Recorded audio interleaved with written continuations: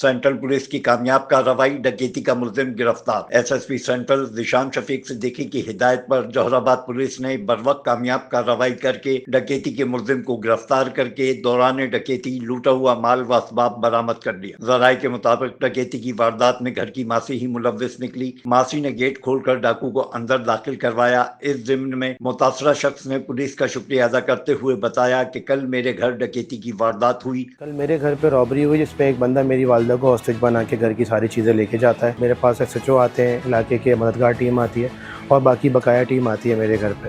تو with in 24 hours یہ لوگ کارروائی کر کے اس کو ملزم آئیڈینٹیفائی کروا کے SSP سینٹرل ذیشان صدیقی صاحب کا، SHO جوہر آباد راشد الرحمان صاحب کا، SP DSP عزیز آباد کا بہت مشکور ہوں۔